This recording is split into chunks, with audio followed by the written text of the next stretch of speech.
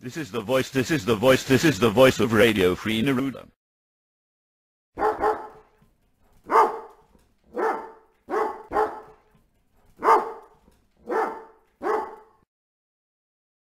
We wake up every morning and we go to bed every night thinking and worrying about the health and well-being of our kids. I know I do that with my kids, and I do it with every kid in this country.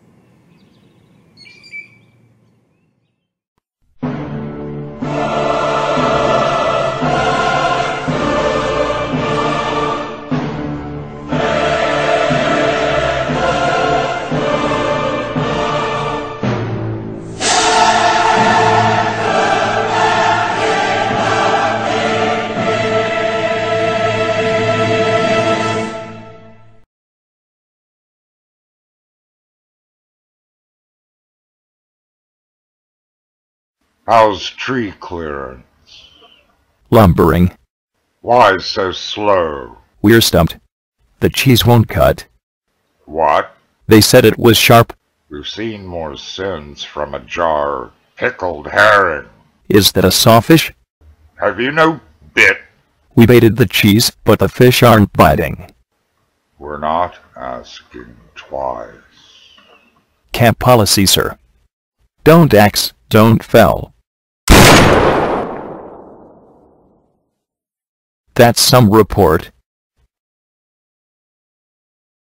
Long time, going back. How far you want to go back?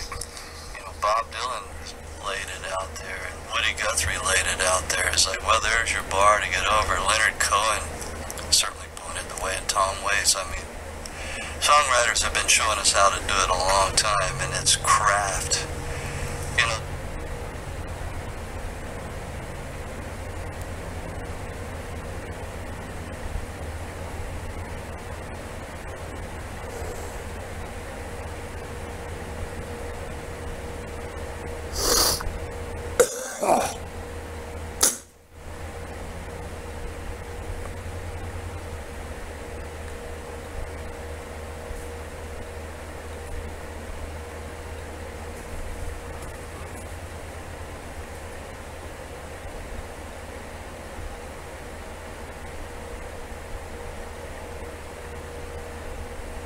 Greetings. We apologize for the following and entreat any and all to forward our message.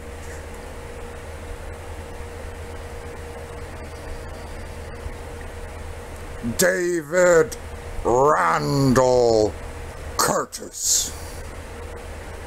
It has been some 6 months since your surgery to correct your folly. Herr Doctor assures us it time sufficient for recovery and return to duty. Where are you?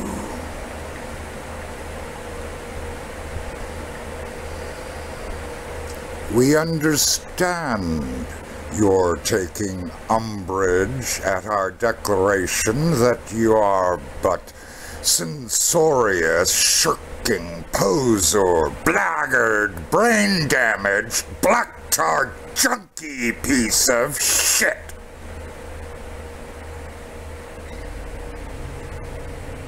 Yet not all is clear, and thus we ask,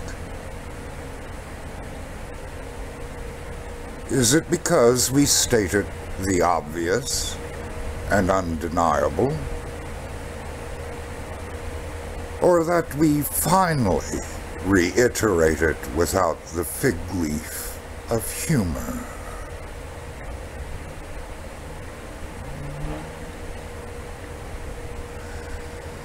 It does not matter. Report to the revolution. Return to our embrace. But make no mistake, David Randall Curtis, you are unloved. You remain unforgiven. Take what cold comfort you may. You are wanted, and your presence is required. The audience demands it. Heil Neruda.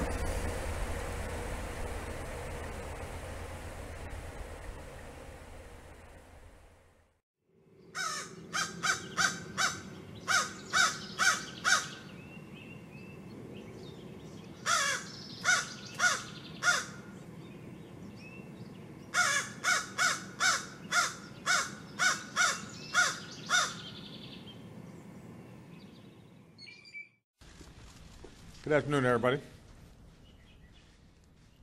As you know, this weekend I traveled to Afghanistan to thank our men and women in uniform and our deployed civilians on behalf of a grateful nation for the extraordinary sacrifices they make on behalf of our security.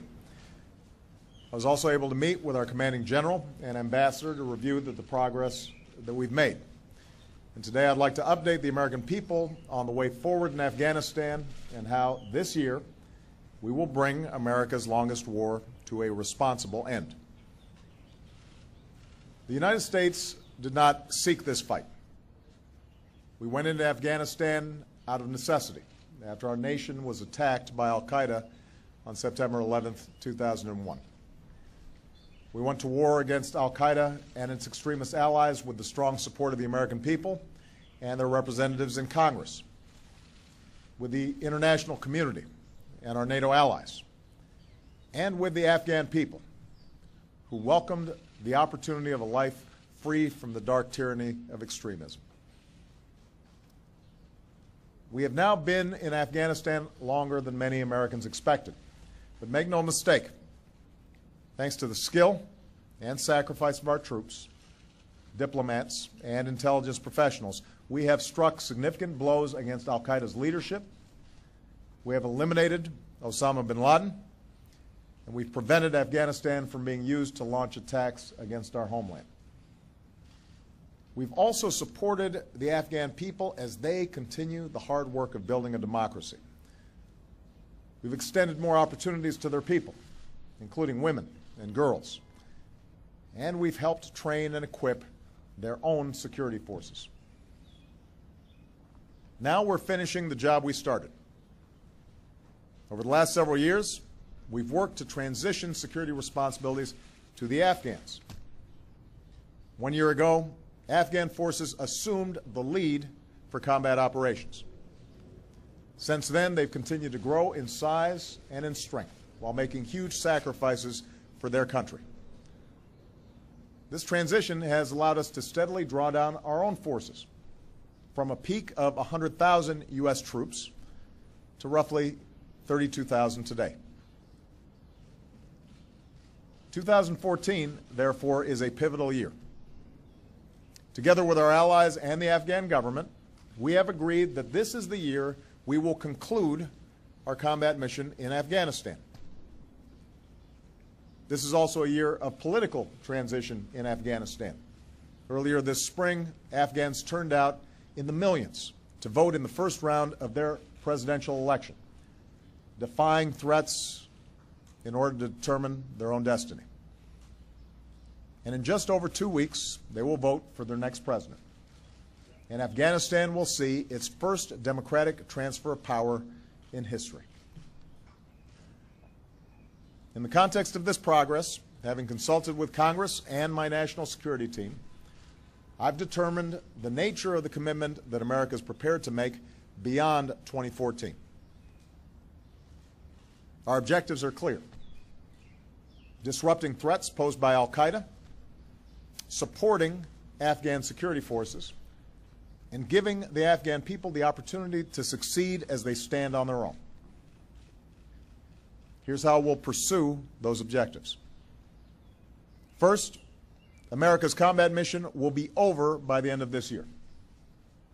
Starting next year, Afghans will be fully responsible for securing their country.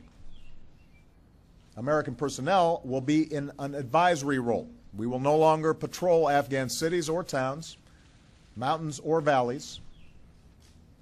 That is a task for the Afghan people.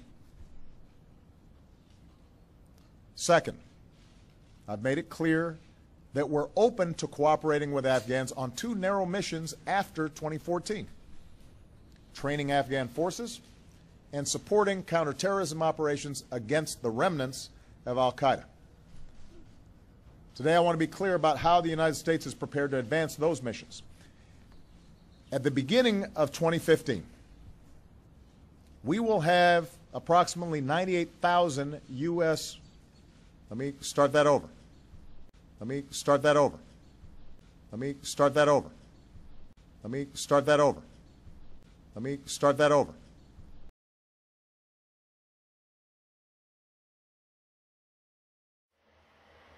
You, man at the machine and man in the workshop, if they order you tomorrow to stop making water pipes and cook pots and start making helmets and machine guns, then there's only one thing to do. Say, no!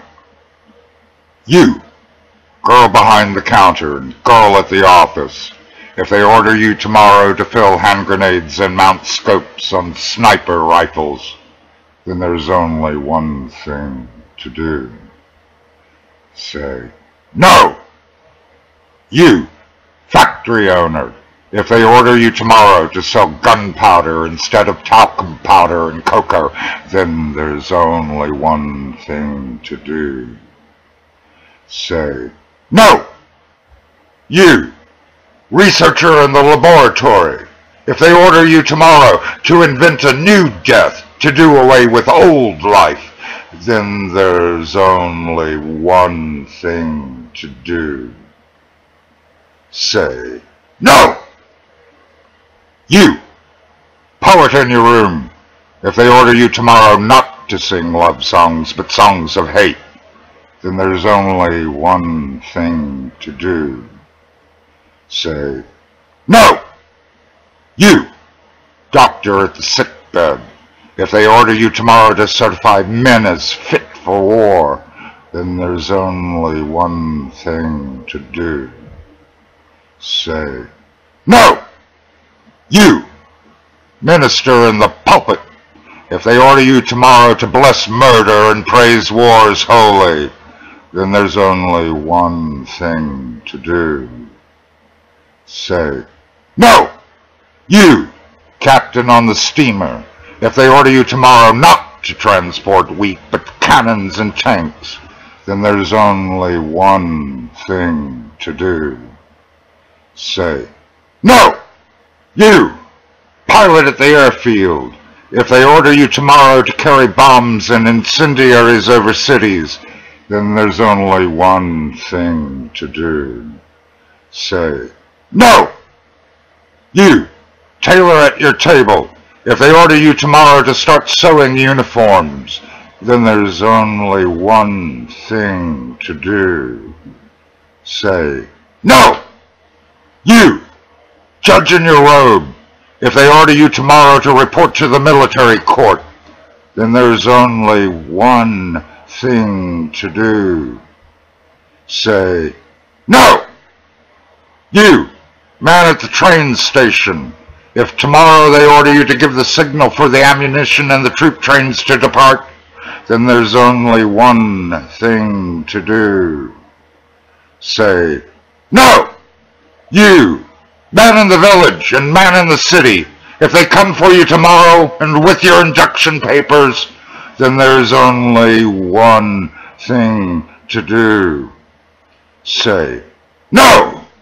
You, mother in Normandy and mother in the Ukraine, you, mother in Frisco and London, you on the banks of the Wangho and the Mississippi, you, mother in Nepal and Hamburg and Cairo and Oslo, mother in all regions of earth, mothers all over the world, if they order you tomorrow to bear children, nurses for military hospitals and new soldiers for new battles, mothers all over the world, then there's only one thing to do.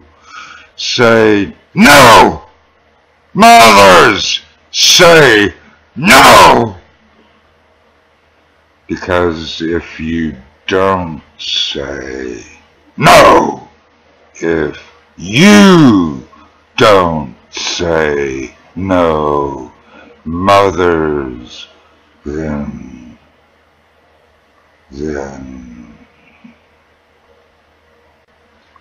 in the noisy port cities, hazy with the steam, the large groaning ships will grow silent, and like Titanic mammoth corpses filled with water, they will lethargically totter against the lifeless, lonely algae, seaweed, and shell-covered walls of the docks. The body that previously appeared so gleaming and threatening, now reeking like a foul fish cemetery, rotten, sickly, and dead.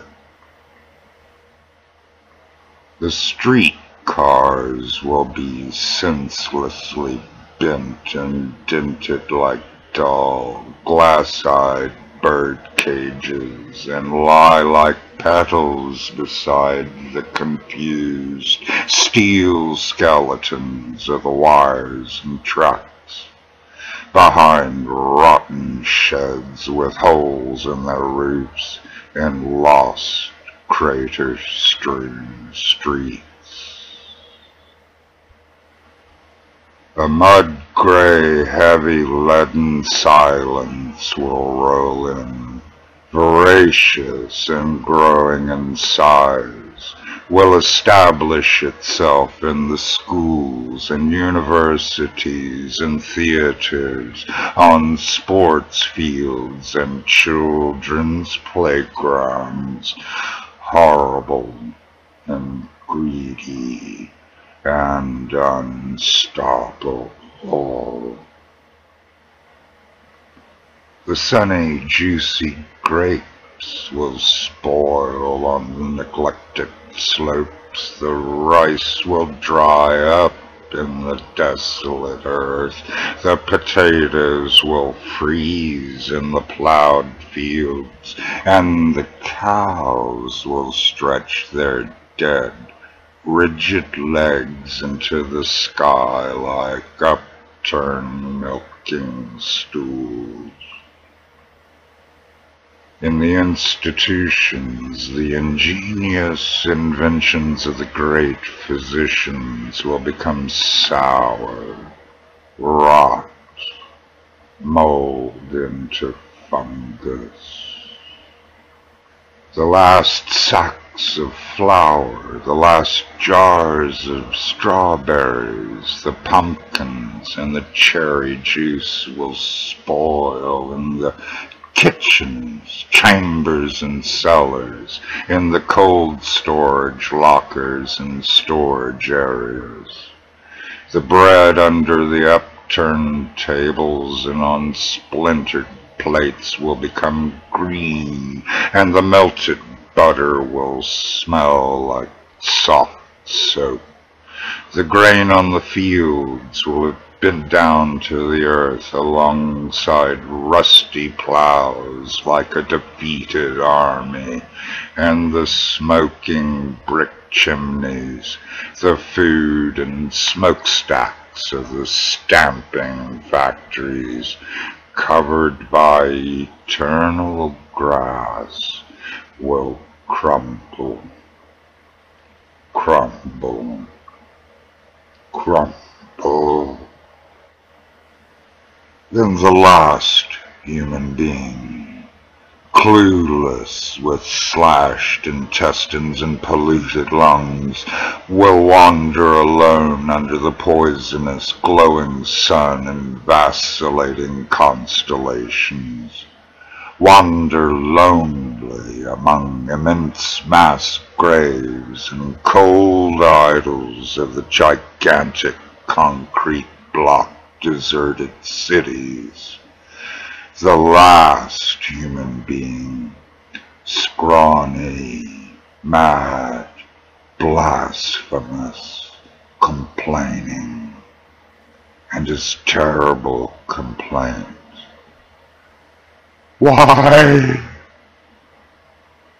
Will trickle away unheard into the steppe, waft through the burst ruins, and die out in the rubble of churches, slap against impenetrable bunkers, fall into pools of blood, unheard, answerless.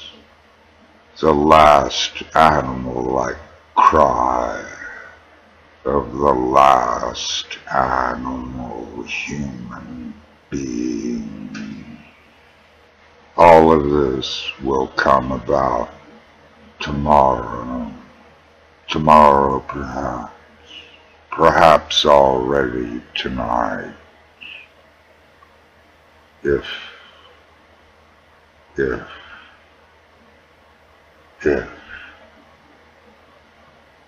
you don't say no!